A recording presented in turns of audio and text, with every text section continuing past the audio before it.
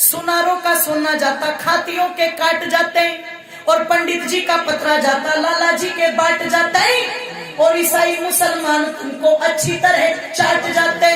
और अगर जगन्नाथ उस दिन विष देने से नाट जाते, अमेरिका के अंदर फेरे भारत के सम्राट जाते, लेके अपनी बारात अजी जी हमारी कौन पूछता बात। ए जी अगर नहीं टंकारे आती, के अगर नहीं टंकारे आती, वो फागुन की शिवरात हमारी कौन पूछता बात। कोई होता क्या हमारी बात पूछने वाला?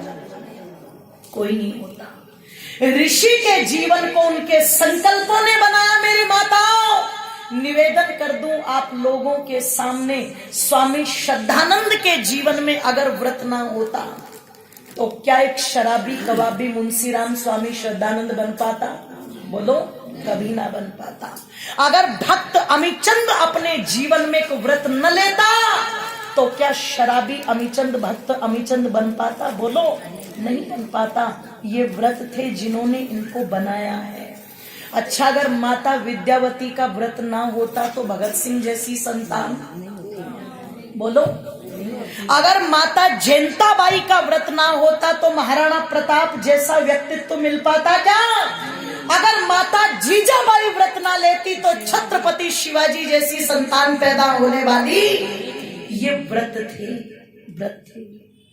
एक व्रत लिया था राजस्थान की धरती पर, जिस समय राणा सांगा नहीं रहे थे और उनकी रानी नाम था कर्मवती। छोटा सा बालक गोद के अंदर उदय सिंह के नाम से जिसको जाना जाता है।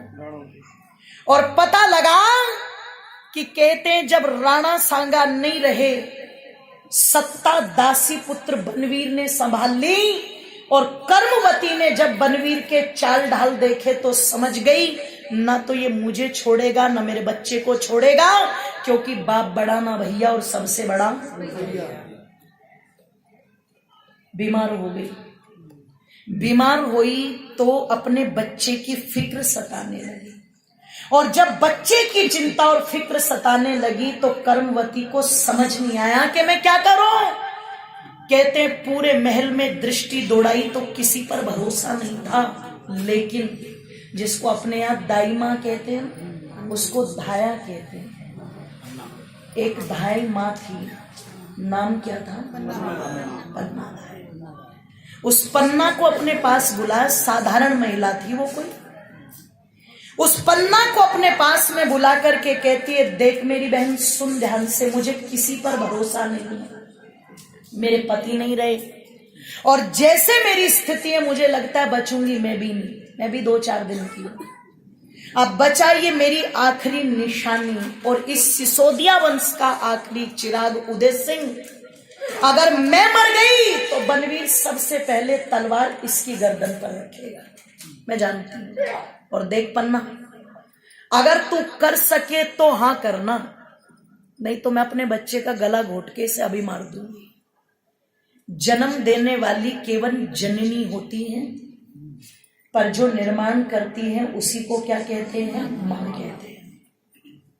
मैंने भले ही जन्म इस बच्चे को दिया हो, पर निर्माण का सौभाग्य मैं तुझे दे के जा रही हूं, और मैं जानती हूं तेरी गोद में भी इतना ही बड़ा बच्चा है चंदन, पर आज से तू एक नहीं 2-2 बेटों की मां है।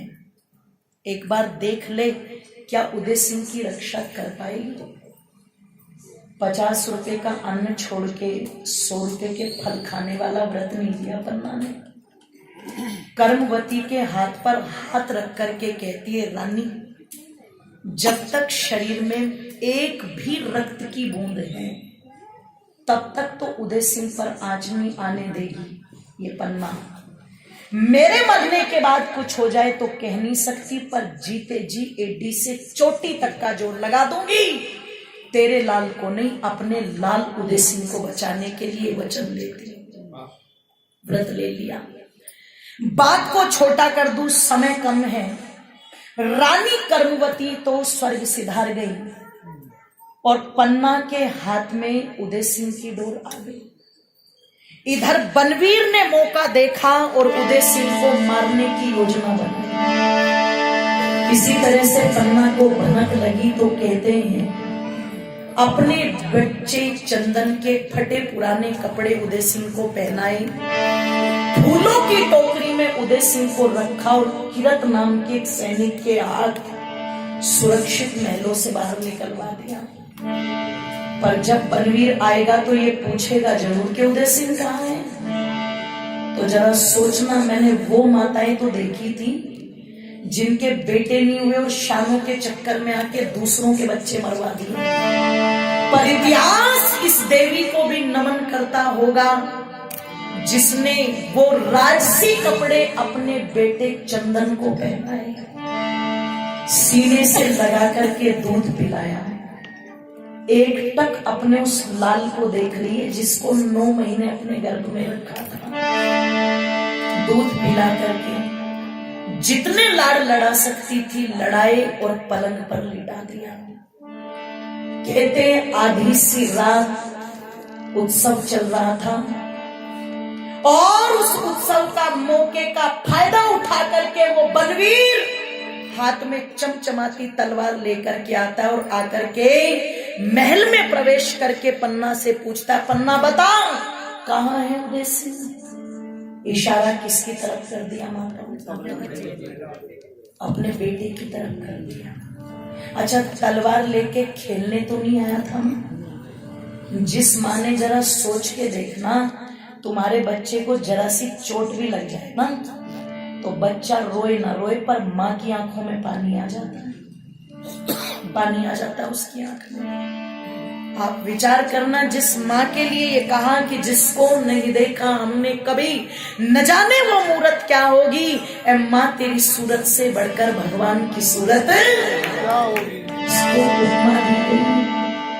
उसी की आंखों के सामने नन्हे से बच्चे पर तलवार चला दी बलवीर ने। और कहते हैं एक बार किया ना जब पहला, तब तो एक चीख बच्चे की निकली। उसके बाद कई बार करके गाजर मूली की तरह बच्चा काट दिया, पर चिल्लाना तो बहुत दूर की बात है, पन्ना ने उफ तक नहीं की। पत्थर की तरह खड़ी रही, देखती रही। और कवि ने शब्द लिखे हैं, सुन लेना ध्यान से, कि बस खड़ी रही पत्थर की तरह,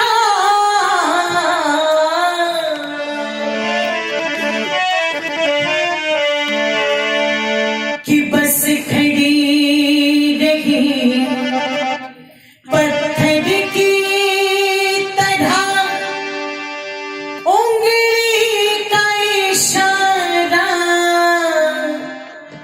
करके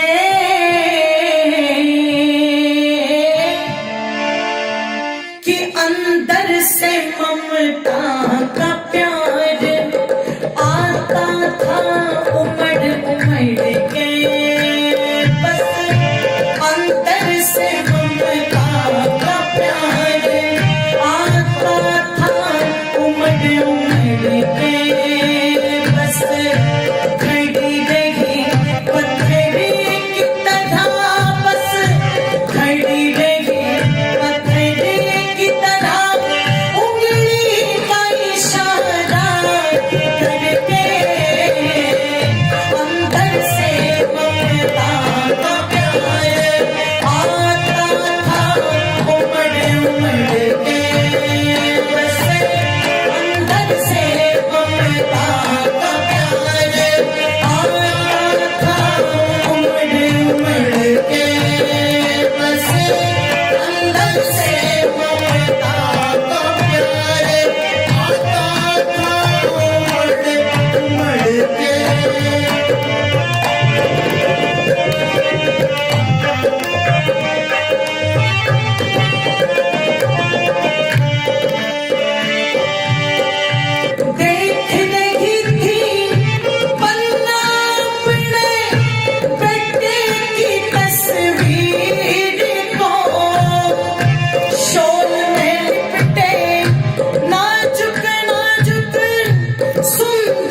से शरीर को शोल में लिपटे, नाजुक नाजुक सुंदर से शरीर को राज की सत्ता पागल कर गई आज दिख बनवीर को। जालिम ने बच्चे के पेट में गोप दिया शमशीर को। जालिम ने बच्चे के पेट में गोप दिया शमशीर को। एक चीकने पे लीला भुला गया, एक चीकने पे लीला भुला गया, चारों तरफ खंजर है। अंदर से ममता का प्यार आता था उमड़ उमड़ के बसे। अंदर से ममता का प्यार आता था उमड़ उमड़ के बसे।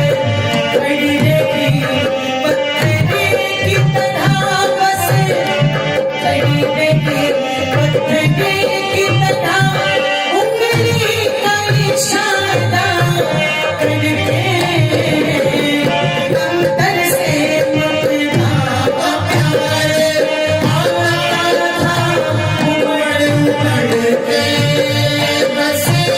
अंदर से ममता का प्यार आता था उमड़ उमड़ के बसे। अंदर से ममता का प्यार आता था उमड़ उमड़ के बसे।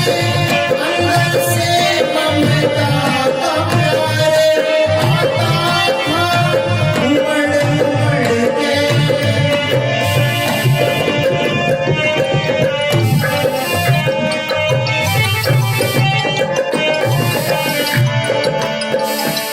जिस बालक को गोद में लेकर के सीने से दूध पिलाया,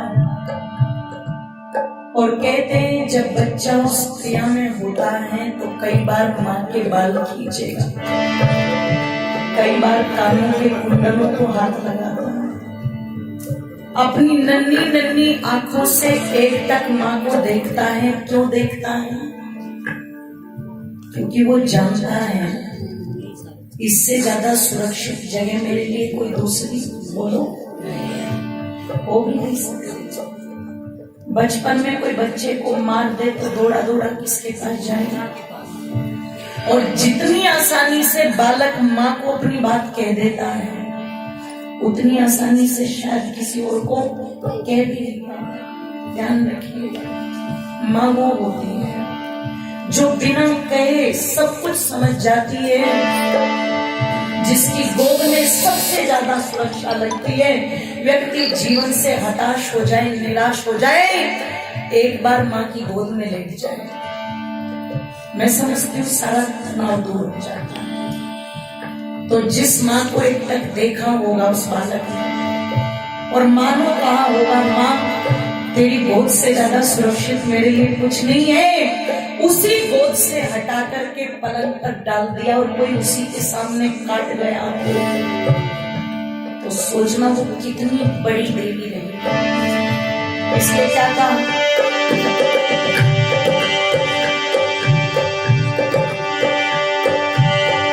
चला गया हंसता हत्यारा, खून में हाथों को रंग कर, जाने माता जाया होके आंसू छिप गए आज गिरे।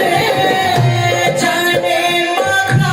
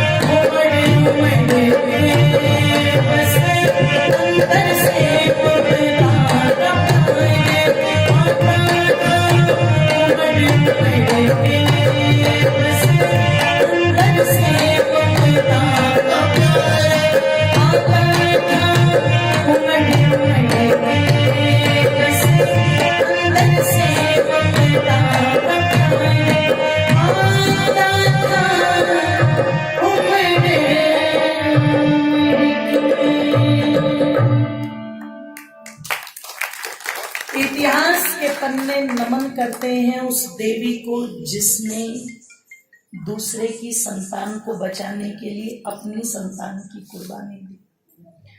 और ये व्रत अगर पन्नाधाय न लेती, ये संकल्प अगर पन्नाधाय न लेती तो उदय सिंह ना होते, और अगर उदय सिंह ना होते तो महाराणा प्रताप भी नहीं होते। ये संकल्प रहा उनके जीवन में, तब जाकर के कहीं ना कहीं मेरी माताओं ये संस्कृति बच पाई है ना। ये संस्कृति जिसका नाम पूरी दुनिया के अंदर है और आज भी जिसके कारण भारत को एक अलग गरिमा से देखा जाता है। इसलिए ऋषिदानंद चाहते थे कि व्यक्ति जो है वो अपने जीवन को व्रती बनाए।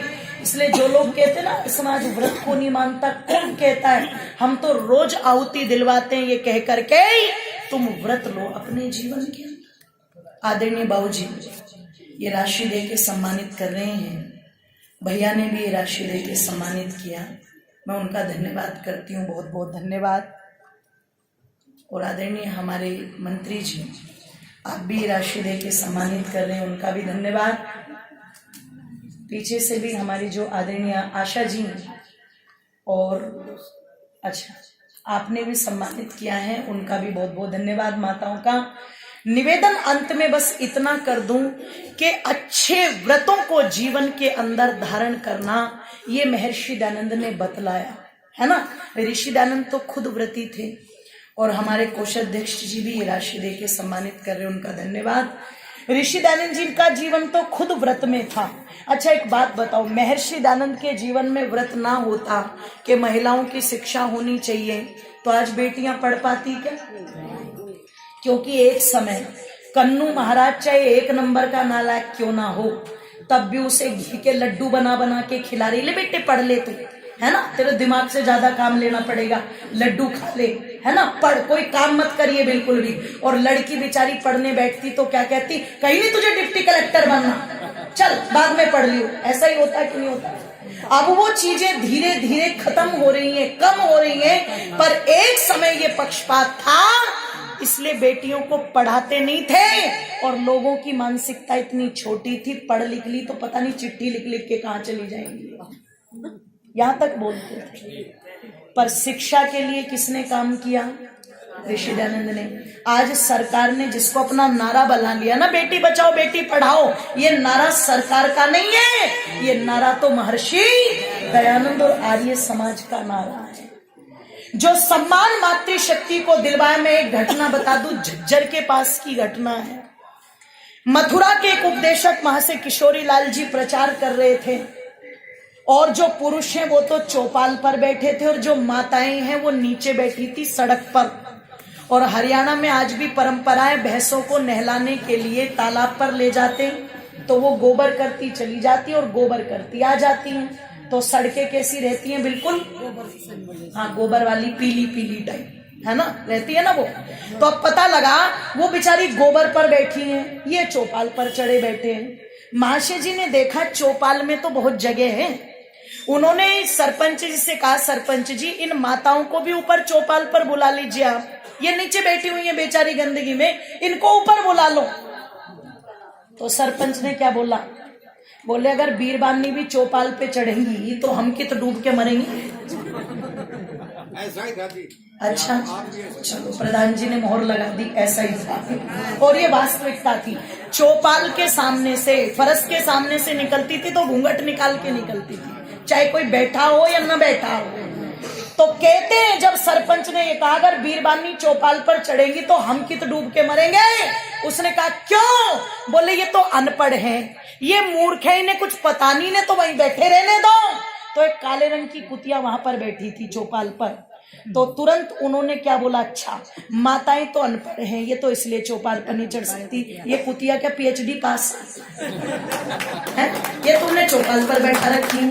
अरे जिसने तुम्हें जन्म दिया, जो तुम्हारी जननी, जो तुम्हारी पूरी व्यवस्थाओं को संभालती है, तुम उसे हीन मान करके नीचे बैठा रहे हो, तुम्हें शर्म आनी चाहिए। और जब तक माताएं चौपाल पर नहीं बैठेगी तब तक मैं प्रचार भी नहीं करूंगा और तुम्हारे गांव का ना अन्न खाऊंगा ना पानी पीऊंगा और यहां से जाऊंगा भी नहीं। पर माताओं को यह हक दिला के जाएगा। सरपंच को लगा आर्य समाजीय जिद्दी है, मानने वाले हैं नहीं, तुरंत हाथ जोड़ करके सारी माताओं को कहां बैठा दिया। और उसका असर नजफगढ़ में आज तक है। देखो सारे साइड में लगे पड़े और तुम्हें आगे बैठा, तुम्हें आगे बैठा रखे है ना। उसका असर आज तक है। इसलिए अगर ऋषि दयानंद ना आते तो ये उद्धार होता क्या। अंत में आओ, दो पंक्ति बोल दो।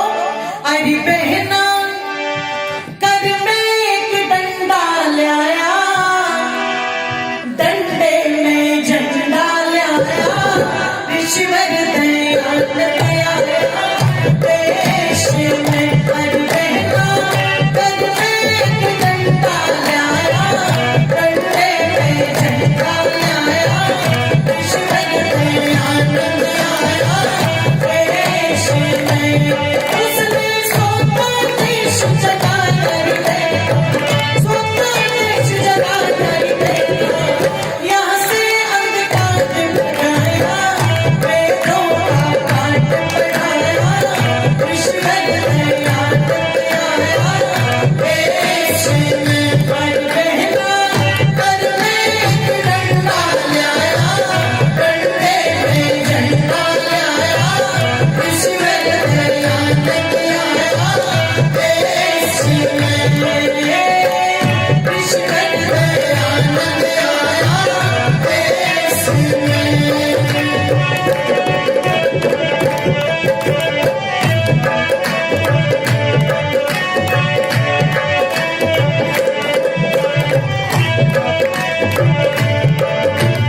ऋषि से पहले ज्ञान यहाँ पर नहीं पढ़ाई जाती, ऋषि से पहले ज्ञान यहाँ पर नहीं पढ़ाई जाती।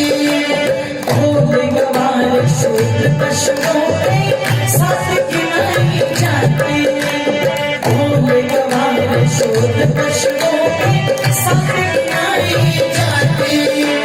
चौपालों पर कुत्ते चढ़े पर ये न चढ़ाई जाती, तेरी ज्योति बतलाते थे कितने कुल गाती। मेरा गुरुकुल में इन्हें पढ़ाया, आखिर में योग बताया, ईश्वर दयानंद आया देश में। आई बहना कर में एक डंडा लाया, डंडे में झंडा लाया, ईश्वर दयानंद आया देश में।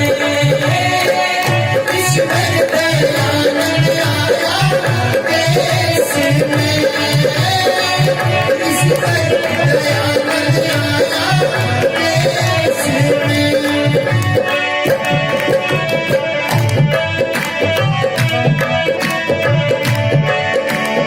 ऋषि दयानंद की मेहरबानी रही नहीं तो पता लगा 60 साल का बूढ़ा 19 साल की लड़की के साथ में विवाह कर दिया और बूढ़ा मर गया तो क्या कहते थे, इसे बूढ़े के साथ ही जलाओ। क्यों? बोले सती धर्म है ये, सती धर्म है ये। मतलब स्त्री मर जाए तो पुरुष ढोल बजा के नाचता था कि फिर माथे चावल लगेंगे, और पति निबट गया तो बोले तो इसके साथ ये सती धर्म है। ऋषि दयानंद ने कहा जब तुम सती धर्म चलाते हो तो मैं सता धर्म भी चलवाऊंगा। पत्नी के मरने पर पति को भी तो जलाना चाहिए ना। लोगों ने कहा कहीं बाबा कल को सारों कोई न फुकवा दे, करो बंद, करो बंद। बहुत सारी कुरीतियां बंद कर रहे, इसके क्या अंत में ऋषि से पहले विधवाओं का विवाह नहीं करते थे, ऋषि से पहले विधवाओं का विवाह नहीं करते, विधुर करे थे विवाह को प्रभु से नहीं करते, विधुर करे थे विवाह को प्रभु से नहीं करते। शुभ अवसर यदि दिख जाती तो खूब इनसे करे थे, शुभ अवसर ये दिख जाती तो खूब हिल सकते थे। इस कारण से भारतवासी नाना कष्ट भरे थे। इस कारण से भारतवासी नाना कष्ट भरे थे। विधवा का विवाह कराया, इसका सम्मान दिलाया, कृष्ण दयानंद आया देश में। हरि पहला कर में डंडा लाया, डंडे में झंडा लाया, कृष्ण दयानंद आया देश में। कृष्ण दयानंद आया देश में। उसने देश जगा करी बेटा, देश जगा करी बेटा, यहाँ से काट बनाया, बेटों का पाठ पढ़ाया, कृष्ण दयानंद आया देश में। अरे पहला कर में डंडा लाया, डंडे में झंडा लाया, कृष्ण दयानंद आया देश में। कृष्ण दयानंद आया देश में। कृष्ण दयानंद आया देश में। कृष्ण दयानंद आया देश में। कृष्ण दयानंद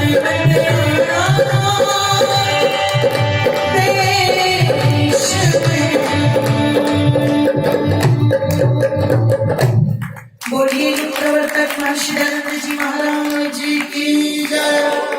तो महर्षि दयानंद के जीवन का संकल्प जो था वो व्रतों में बंधा हुआ था।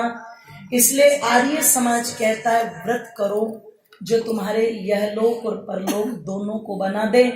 तो दो प्रकार के व्रत हैं, एक शारीरिक व्रत है, एक आत्मिक व्रत है।